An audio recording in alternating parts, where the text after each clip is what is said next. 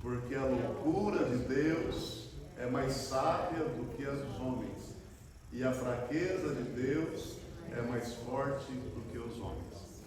Meus irmãos, quando eu trabalhei nesse texto da palavra de Deus, o que eu pensei foi na vida do apóstolo Paulo, e imaginei do pó à glória.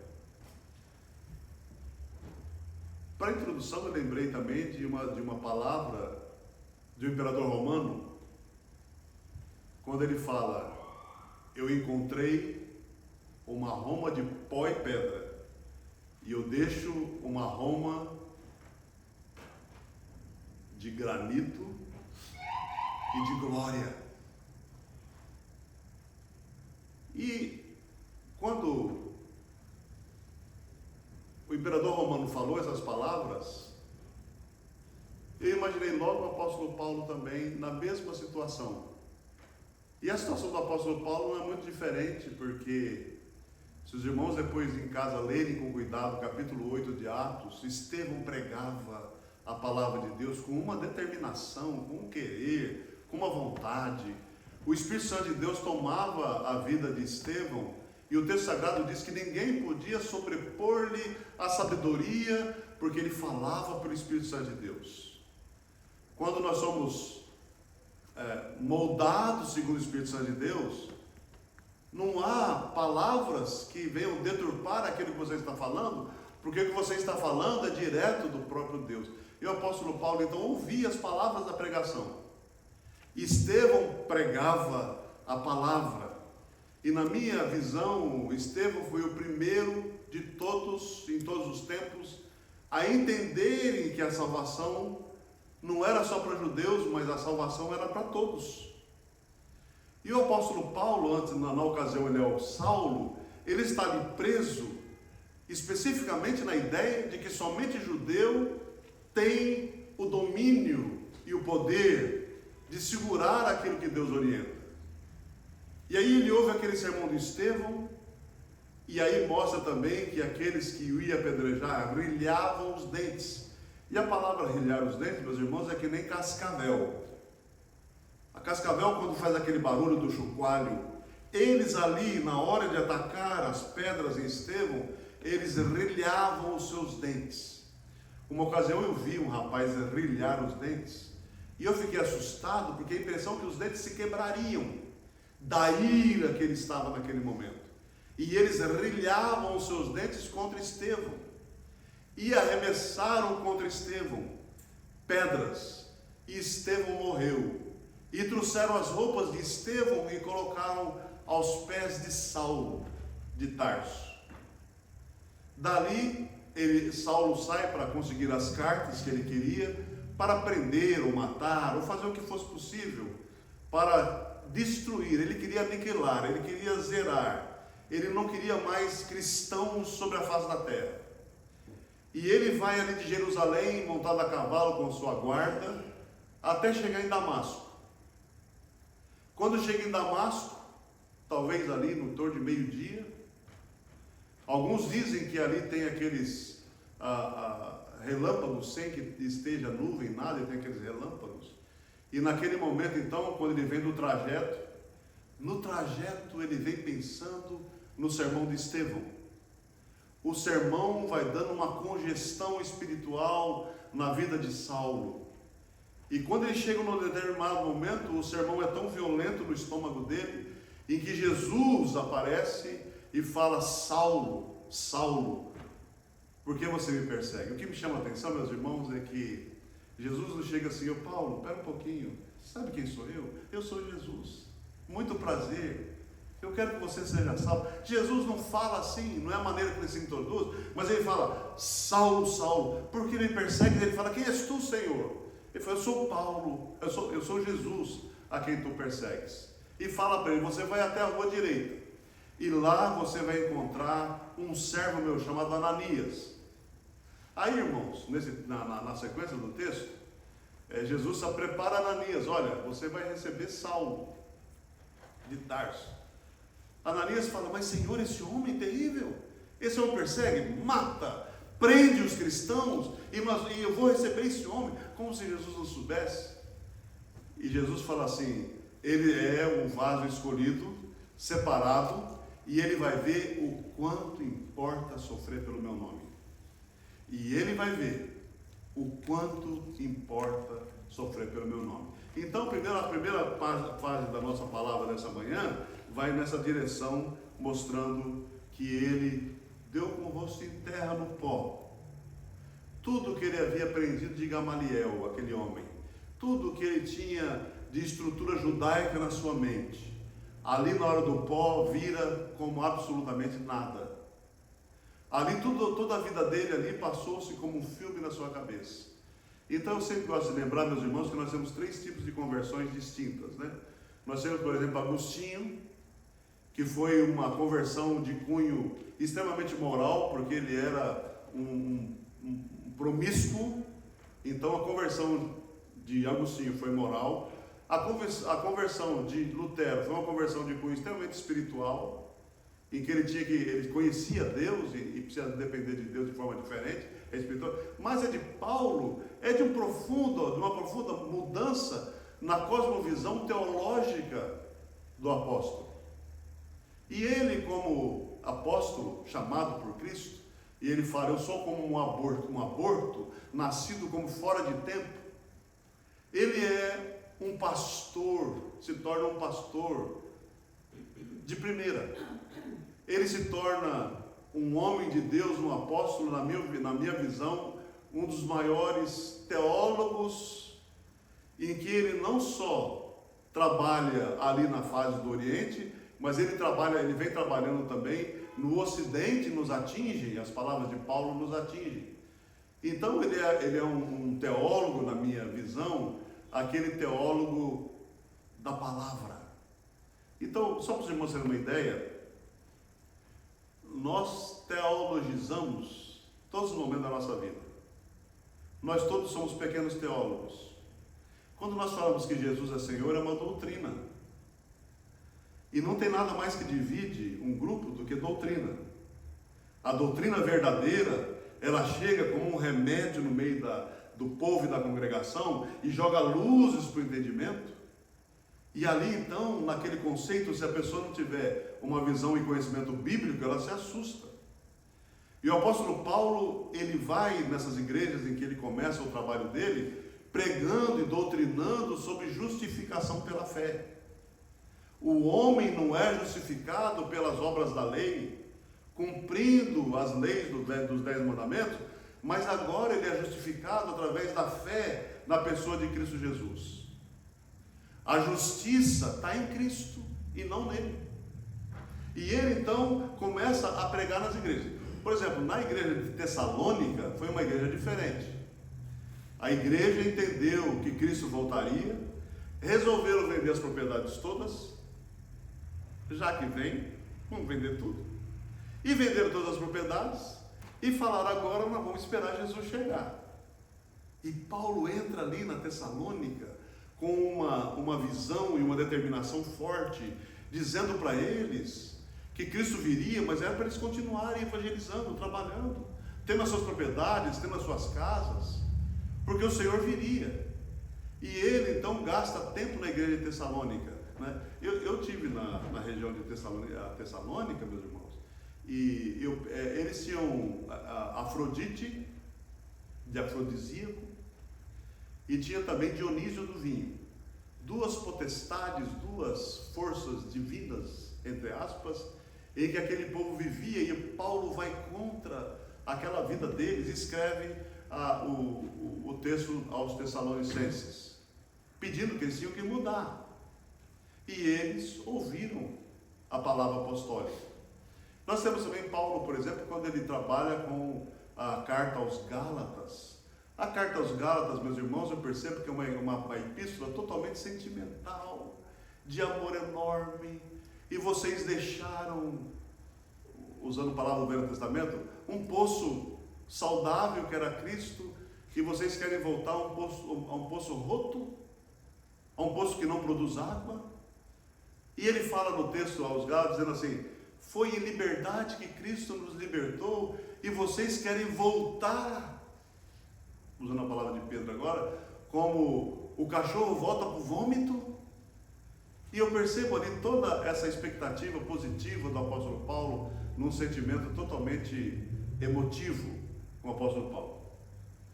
Nesse texto, meus irmãos, agora na carta de Coríntios, é uma carta que chama atenção, nessa visão do pó caminhando para a glória, e eu vou dar uma passada para os irmãos. Só quero relembrar aqui nos Gálatas, a questão também dos judaizantes. Os judaizantes queriam voltar para a lei. Eles queriam ficar com um pé em Cristo, não muito importante para eles, mas um pé em Moisés.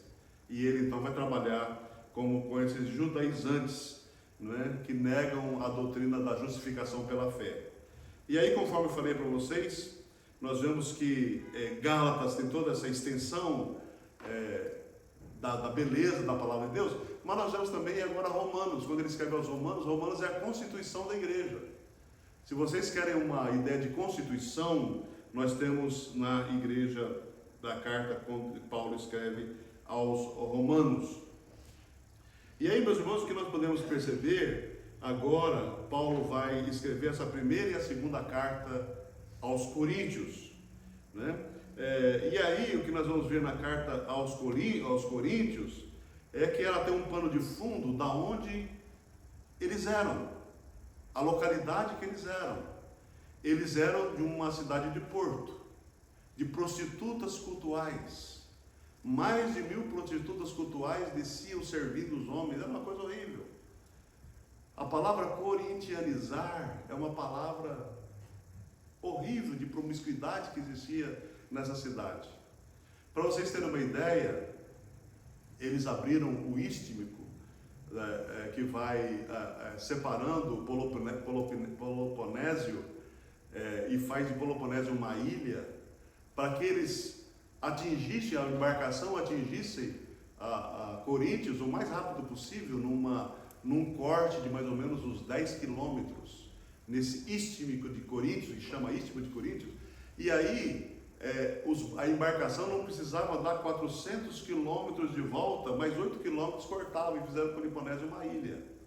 Essa obra começa com Nero e termina em 1840 e pouco, quando eles terminam de fazer. Foi pelos escravos esse Istmico de Coríntios. Mas eu estou contando isso para vocês para dizer da localidade de Coríntios. Era então uma cidade de cais do porto. Uma cidade de 500 mil pessoas. Uma cidade enorme. Paulo chega ali e coloca a igreja ali, e coloca os presbíteros e os diáconos para funcionarem naquela igreja, como deveriam funcionar. E eles percebem, então o apóstolo Paulo percebe como é difícil o trabalho naquela igreja. Às vezes nós queremos romantizar. Nós queremos fazer, nossa, quem sabe um dia a igreja de São Paulo fosse que na igreja de Coríntios. Misericórdia. Quem sabe nós seríamos como os filipenses, misericórdia. Às vezes nós romantizamos, achamos que essas igrejas são igrejas belíssimas na sua estrutura espiritual, mas são igrejas fracas espiritualmente. São igrejas frágeis espiritualmente. São pessoas que são levados por vento de doutrinas, por todas as coisas que acontecem, e eles são um verdadeiro horror. E Paulo então tem esse forte trabalho de evangelização, forte trabalho teológico, e aí nós percebemos então que na imaturidade da igreja, o apóstolo Paulo trabalha com os discípulos e também trabalha com os presbíteros. Falando em carta, meus irmãos, nós temos na carta de Apocalipse, de João, uma carta que Jesus escreve para as igrejas. É assustador o que Jesus fala. Estou pronto a vomitar-te da minha boca, porque você não é quente nem frio, você é morno. Você precisa de colírio, você precisa de roupa, você precisa eram riquíssimos e vocês precisam de dinheiro, mas não de dinheiro físico, mas de dinheiro espiritual. E aí nós vemos então nesse momento essa vulnerabilidade das igrejas, que faz também que nós percebamos que a nossa igreja não é muito diferente em alguns sentidos da igreja, dessas igrejas apostólicas, né? Nenhuma igreja que o apóstolo Paulo fundou é tão problemática quanto essa igreja de Coríntios, ali no meio dos gregos, dentro da ocupação romana. Coríntios se tornou, por sua localização, o maior comércio que os irmãos podem imaginar do Império Romano, também conhecido pelo seu entretenimento. Era pior do que Las Vegas, pior do que Rio de Janeiro, pior do que qualquer cidade, qualquer inferno que vocês conheçam no mundo, era a cidade de Coríntios. E como eu já disse, então, uma população de 500 mil habitantes, uma cidade conhecida pela licenciosidade, pela promiscuidade, por tudo de errado que os irmãos possam imaginar. Centro de religião pagã, de toda sorte de imoralidade. Um ambiente de um paganismo estabelecido em todos os cantos, com muitos e muitos deuses. Como eu disse para vocês, ali havia também Afrodite, havia Dionísio, embora grandes pregadores passaram pela cidade, grandes homens passaram pela cidade, mas eles eram tão carnais que eles diziam: eu sou de Pedro, eu sou de Apolo, eu sou do apóstolo Paulo. E eles criavam uma divisão horrível na igreja. E o apóstolo Paulo percebeu assim: essa igreja precisa de disciplina, ela precisa ser disciplinada. É uma igreja então que ela escandalizava as pessoas, porque havia no meio delas, no meio da igreja, o que nós conhecemos como uma vida incestuosa. O filho que tinha relação com a mãe, outros problemas horríveis de incesto que aconteciam ali. E os presbíteros e o pastor e os diáconos não faziam absolutamente nada. Não havia disciplina nenhuma naquela igreja. Além da imoralidade, os grupos e facções da igreja, eles abriam processos, qualquer coisa abria processo. Eu te processo, e levava nas cortes pagãs.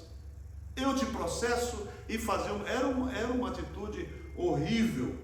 Outro problema que eles tinham sério, problema com a ceia do Senhor, que nós vamos receber a ceia do Senhor hoje, não é, conforme orientação do próprio apóstolo Paulo na carta aos Coríntios. Os crentes sempre celebravam uma santa ceia que eles chamavam de agape, ou alguns falam ágape, mas não tem essa palavra, não é paroxítona, né? É uma palavra normal, uma palavra oxítona, agape. E era a festa do amor. Os ricos traziam para a igreja as suas comidas. Era uma festa. Os pobres traziam quase nada. E quem não tinha nada não participava. Eles traziam o seu vinho, eles traziam a sua comida, e na facção eu comia. Se eu sou rico, eu comia com os ricos. Se eu sou pobre, eu comia com os pobres, se tivesse. E se eu não tivesse nada, eu não comia nada. E o apóstolo Paulo escreve ali em 1 Coríntios 11 a razão principal da ceia do Senhor, onde que ele fala: os que vocês vão se alimentar, que vocês se alimentem em casa, mas a mesa do Senhor. E ele dizia o seguinte: é para todos devem participar da mesa do Senhor, todos que creem em Jesus devem participar da mesa do Senhor. E ele, na orientação da mesa do Senhor, ele fala assim: por isso que tem muito entre vós que estão morrendo. Paulo fala isso. Poucos de vocês dormem. Vocês usam a mesa do Senhor de maneira errônea e vocês estão morrendo. Deus está pesando a mão em vocês e você não percebe. Eu acho que a coisa mais terrível é quando você está indo para um buraco e não percebe que está indo. E a multidão clama para você: olha o buraco, e você vai lá para o buraco. E o apóstolo Paulo está dizendo isso: vocês estão morrendo, porque vocês não participam direito da ceia do Senhor. E muitos de vocês estão doentes, porque vocês não participam direito da mesa do Senhor. Que a mesa do Senhor, no símbolo do pão e do vinho, é um alimento espiritual para a nossa vida espiritual, para a nossa existência. Ela é fundamental na seriedade em que ela é colocada. Outro problema dessa igreja, meus irmãos, era o problema de dons do Espírito Santo. Cada um achava que o Espírito Santo dele era melhor do que o dos outros. E ele queria o Espírito Santo, e para vocês terem uma ideia, ele falou: não, eu tenho o Espírito Santo, eu mando aqui na igreja. O outro falou: não, mas eu que tenho, eu que mando. E aí ficou uma igreja de luta de quem é que manda na igreja. E quando a pessoa pergunta para mim, fala: pastor, que lado você está? Eu falo: estou do lado de Jesus, eu não quero saber de lado. Eu não quero saber de jeito, de jeitinho. Mas eu quero que a igreja esteja toda do lado de Jesus. Ah, mas eu sou mais forte, eu sou mais fraco. Não existe isso na igreja. E eles usavam esses dons em que eles achavam que recebiam para fazer business fora da igreja. E o apóstolo Paulo gasta 3 cartas, 11, 12, 13, aliás, 12, 13 e 14 de 1 Coríntios, administrando dons. E no capítulo 13, que nós vemos que é o dom mais bonito, né, que é o dom do amor, ele fala: não adianta você ter esses dons todos e você não amar o seu próximo. E vocês brigarem entre si. E vocês lutarem por poder, querendo dominar e manipular todas as coisas. Não é por aí. E ele escreve então o dom do amor. Ainda que eu fale a língua dos homens e as dos anjos, ainda, se eu não tiver amor, nada disso se aproveitará. E ele vai trabalhando nessa direção, e nós percebemos então o que o apóstolo Paulo mostra com esses dons do Espírito Santo. Um falava, que eu coloquei, eu tenho o dom de evangelizar, eu tenho o dom de pregar, eu tenho o dom de lecionar, eu tenho o dom do louvor, eu tenho isso, eu tenho aquilo, e por isso eu mando. Mas a igreja de Cristo, a igreja não deve ter donos, mas devemos submeter à vontade do Senhor. Tudo isso eu coloquei, meus irmãos, é que nós estamos com o apóstolo Paulo do pó caminhando para a glória. E ele, meus irmãos, para encerrar e não tomar muito tempo dos irmãos, Clemente de Alexandria, ele escreveu uma carta no século II para a igreja de Coríntios, o santo Clemente, dizendo assim: povo de Coríntios, por favor, leiam as cartas de Paulo, leia 1 Coríntios e 2 Coríntios, volte ao Evangelho. Já no segundo século continua o mesmo problema. E modéstia eu tive em Corinto, meu irmão, é só ruínas. O mar, até o mar recuou. Em Éfeso o mar recuou 23 quilômetros para dentro. Em Coríntios o mar recuou, que antes que era um porto importantíssimo, virou absolutamente nada. Mas aí, meus irmãos, nós temos agora, depois de Clemente dar essa observação para eles, leiam a carta, voltem a carta, voltam ao Evangelho. Nós temos então o que nós chamamos da segunda carta de Paulo aos Coríntios, que é conhecida como uma carta extremamente pessoal, uma carta em que ele abre o coração, em que aqui nessa carta nós percebemos um texto totalmente biográfico relacionado com a vida do apóstolo Paulo, em que ele abre o coração e fala a respeito dele mesmo.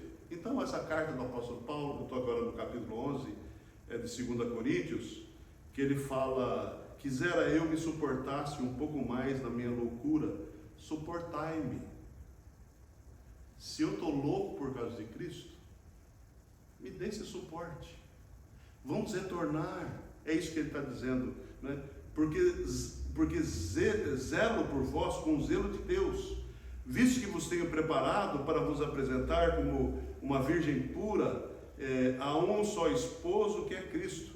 Mas receio que assim como a serpente enganou Eva com a sua astúcia, assim também seja corrompida a vossa mente e se aparte da simplicidade, da pureza do Evangelho. Ele está se expondo aqui, meus irmãos, e vai se expor mais. Se na verdade vindo alguém prega outro Jesus que não temos pregado, ou se aceitais espírito diferente que não nos tendes recebido, ou evangelho diferente que não tendes abraçado, a esse de boa mente vocês toleram.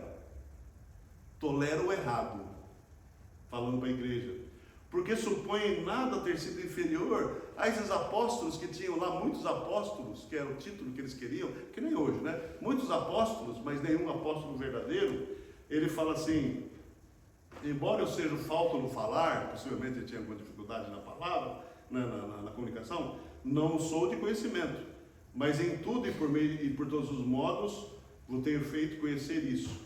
Cometi eu, porventura, algum pecado pelo fato de viver humildemente, para que fosseis vós exaltados, visto que gratuitamente vos anunciei o Evangelho da graça de Deus sem cobrar nada? Será que isso pesa contra mim? Os outros cobram e eu não cobro absolutamente nada? E aí ele vai discorrer, vocês podem ler depois o capítulo todo, porque todo ele é biográfico. Então o versículo 18 fala assim, 11:18, outra vez digo, ninguém me considere insensato, todavia se o pensais, recebei-me como insensato, para que também eu me glorie um pouco. O que falo, não falo segundo o Senhor, e sim como por loucura, nessa confiança de gloriar-me do pó para a glória. E posto que muitos se gloriem segundo a carne, também eu me gloriarei. Porque sendo vós sensatos de boa mente, tolerais os insensatos. Tolerais quem vos escravize, quem vos devore, quem vos detenha, quem vos exalte, quem vos esbofeteie no rosto. Ingloriamente eu confesso, como se fôramos fracos. Mas daquele que qualquer tem ousadia, como insensatez eu afirmo, também eu tenho. São hebreus? Eu também. São israelitas? Também eu. São descendentes de Abraão? Eu também sou. São ministros de Cristo? Eu falo como fora de mim. Aquele está cuspindo marimbondo. Tem essa expressão, né? Conhece, né, irmã Henrique?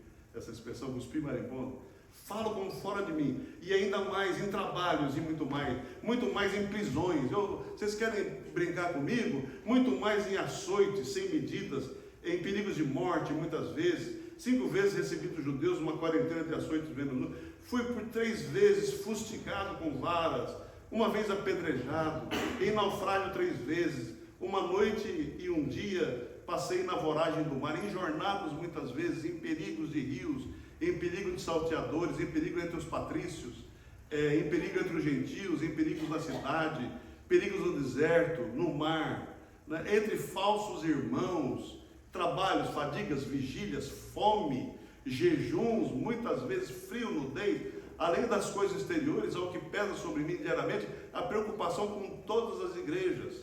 Quem enfraquece, quem também eu não enfraqueça? Quem se escandaliza, que eu não me inflame? Se tenho de me gloriar-me, gloriar-me-ei no que diz a respeito da minha fraqueza. O Deus e Pai do Senhor Jesus Cristo, eternamente bendito, sabe que não minto. Aí ele fala de Damasco, o governador de Damasco, foi colocado em cesto, mas o que eu gosto de ouvir do apóstolo Paulo, naquela palavra do começo que eu falei, quando ele fala para Ananias, ele vai ver o quanto importa sofrer pelo meu nome. Então ele está lá no pó, e agora ele fala e defende o apostolado dele, dizendo da grandeza, da certeza, da convicção, da beleza de Cristo Jesus. Embora o sofrimento, ele está do pó caminhando para a glória. E muitos de nós, da mesma maneira, do pó nós caminhamos para a glória, em nome de Jesus. Vamos curvar as cabeças, vamos nos colocar na presença de Deus, vendo o apóstolo Paulo com uma igreja que lutava ao contrário daquilo que o Espírito orientava.